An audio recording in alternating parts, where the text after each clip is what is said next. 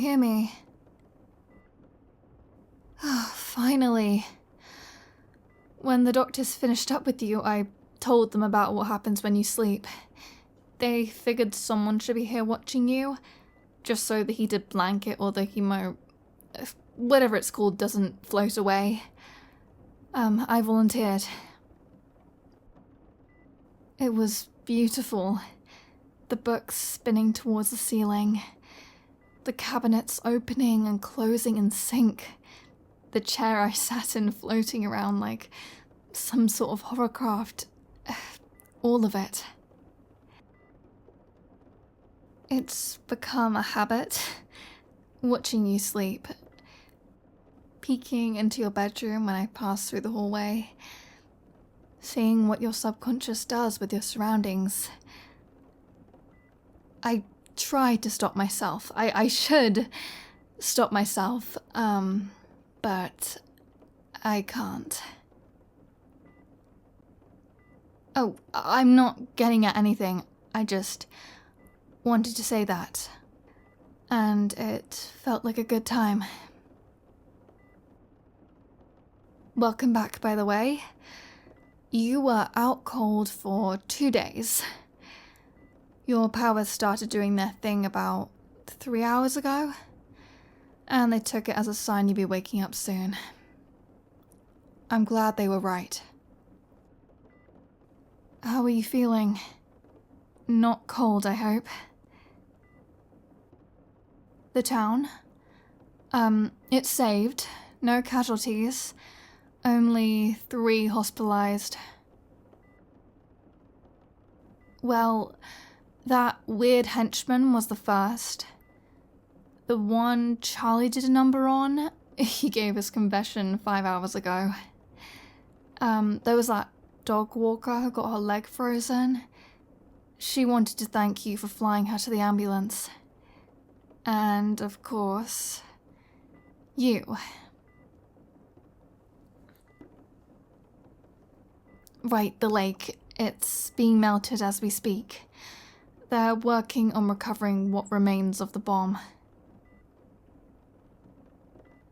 Do you have anything else to ask? No, we haven't found her yet. She's likely in hiding, thinking of her next plot. Any other questions? Anything at all? No, not about me. Not about any of the team. Not about the situation or the villain or whatever. Do you have any questions about?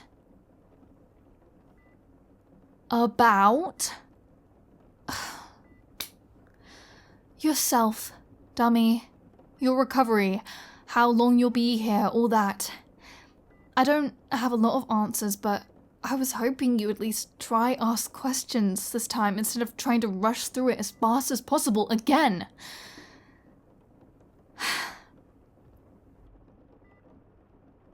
Yeah, you're alive, but you nearly froze to death. Doesn't that strike you as important? I mean, you've been in the hospital how many times by now? And you never ask about your own injuries. Yes, it bothers me. It's not normal. I see superheroes like us hospitalized all the time, and the first questions are, how bad is it? Or when can I get back on the field? Before moving on to the other stuff. With you, it's nothing. Never mind. I'm just tired. Haven't gotten any sleep. I'll go tell the front desk you're awake. Fine. That's all you have to say. Fine. No, forget it. I'm not leaving. Not until I finally talk some sense into you. Do you remember what happened before you were hospitalized? Before that, After the call, but before the explosion. On the field. When the team assembled, Rebecca did her usual thing of running all those calculations through her big head and telling us every strategy she could think of. And I remember a lot of them. Denisa could have cancelled out the ice with flames. Gregory could have phased inside the bomb and found out what made it tick. You could have telekinetically covered the bomb with whatever was around and let that cover the blast. Hell, I could have just grown really big and dunked it in the lake like a basketball. But no. You insisted on telling us to evacuate everyone while you dealt with the bomb using the last strategy she came up with. You picked it up with your powers, putting so much unnecessary stress on your mind, and then threw it in the lake. Except that's not all you did. You said it wasn't deep enough. You said you had to go in yourself so you could push it down as far as possible. You did save everyone, except for yourself. You were so close to... While I was waiting for any kind of news about you, I kept thinking back, and then I realized this wasn't the first time this has happened. Dr. Deathly's artificial volcano. You stood 100 feet closer to it than Rebecca demanded. The monster of Montreal. She suggested you provide covering fire, while I fought the thing head-on. Instead, you went all up in its gigantic face, and almost got eaten. I could go on and on and on. It seems like every single time there is a massive threat to a city, you always get closer than you need to. You always get reckless. But never in a way that puts other people in danger. Just you. Only you. Explain yourself. No! Saying that's what heroes do isn't cutting it. Because I'm a hero too. And so is everyone else on the team. We don't do any of this. Well, that doesn't add up either. If it was really all about saving as many people as possible, you'd use your telekinesis for evacuation and let us deal with the big threat. Unless you don't have faith in us. Is that it? Do you think you're just better at handling the big threats than your weak teammates? I figured you didn't. You've told me yourself that you think I'm stronger than you. You've praised the team. You've helped us out. If you didn't believe in us, I feel like we'd know. But that just leaves me with more questions. What is it? What makes you put yourself on the line when you don't need to? You're not stupid. I know you know what you're doing. If you won't explain, then I will. And another reason I know you have faith in all of us is that you're very easy to read. That's why I know you hate elder heroes. I see it on your face. You hate it when they talk about how good the 60s were for crime fighting, and how we youths just don't get it. You look down when they gaze at photos of their young, buff years, and then slowly walk away sad. You hate when they say something dated. Which, hey, I can't blame you for that one. Still, it's weird because you're fine with saving old civilians. You've never ranted about them. Just the retired superheroes we see giving lectures at work. Why? Nothing, huh? Well, I think I might know what you're thinking.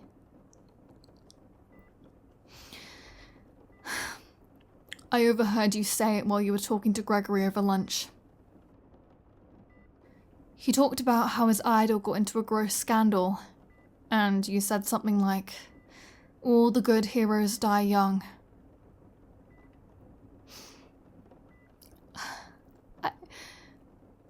I didn't want to believe it. You said you knew nothing about the villains we were fighting. She was just another evildoer to you. But I visited your room while you were comatose. I saw a bunch of articles scattered on your bed.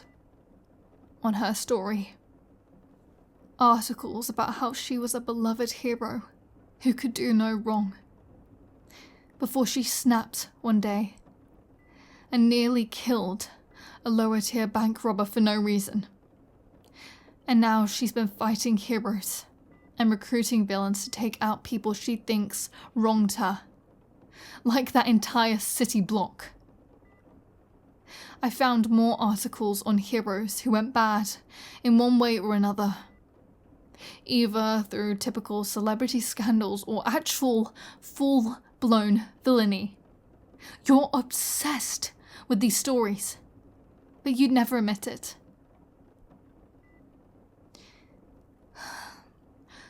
The last thing I saw in your room finally put all those pieces together and confirmed what I had suspected for so long.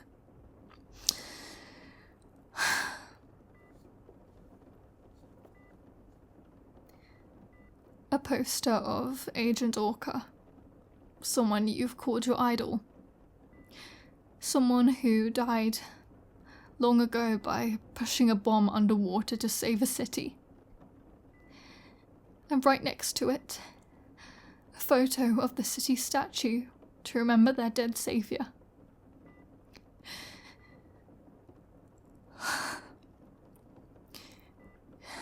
You're afraid of growing old and living with the next generation. And you're afraid those future young people are gonna look at you the same way you look at them. And even before that, you're afraid you're going to lose yourself somehow. That all those strong morals will disappear one way or another. You want to die a young hero, so you won't be remembered as anything else. Tell me I'm wrong. Oh my God. How could you? How the hell could you get out of bed every morning and lie to me? No, you absolutely lied. To all of us. You lied by smiling. You lied by saying you were fine. You lied by saying we could trust you to lead this mission. You lied by saying we'd always be friends. And then planning on doing whatever this was. What do you have to say for yourself? No! You're not the only person inconvenienced by your death. Do you have any idea how much you mean to me?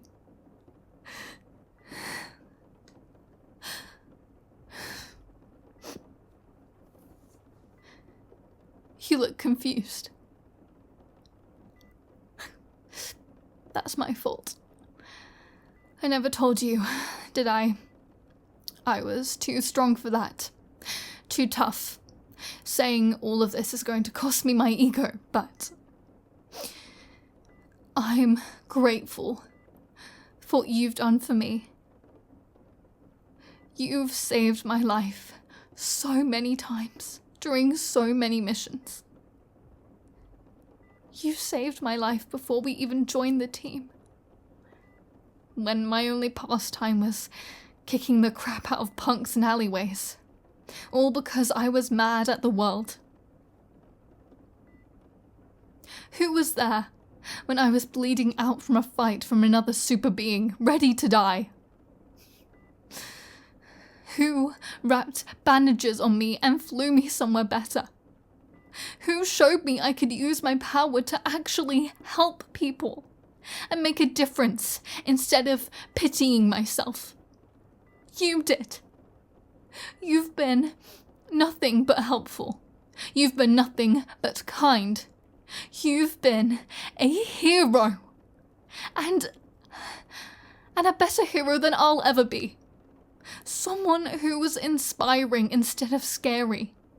Someone who focuses on saving lives instead of beating up the bad guy. Someone I wish I could be if my power wasn't just for punching really big things really hard.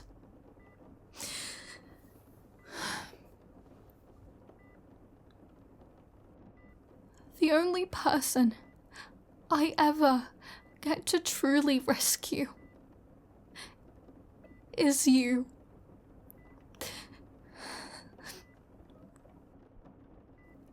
When I stopped you from hitting the ground, or when I fished you out of that ice-cold lake, I finally got to save a person. And if you think I'm going to sit back and let that person get themselves killed, all for some statue that they won't even see, then you're a better liar than I thought you were, because you're lying to yourself more than anyone else.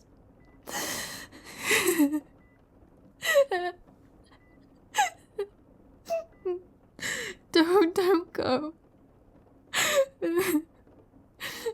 Please don't leave me. I don't know what I'd do without you. I kept thinking of a world where the ice gets to you. It made me collapse. Someone had to pick me up. Everybody's scared because they've never seen me cry like this. I don't want to let you go. I can't. I don't want to.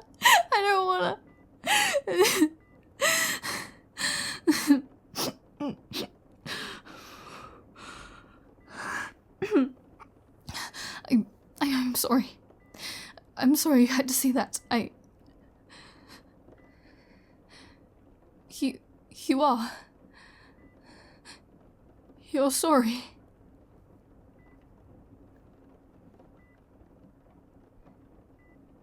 You really don't know what to do.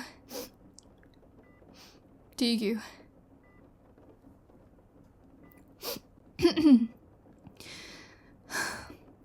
I'm not letting you back on the field. Not until an expert says it's all right. I'm also going to tell the rest of the team. They're concerned, just like I was. And they've been asking questions about your behavior and health. Rebecca especially.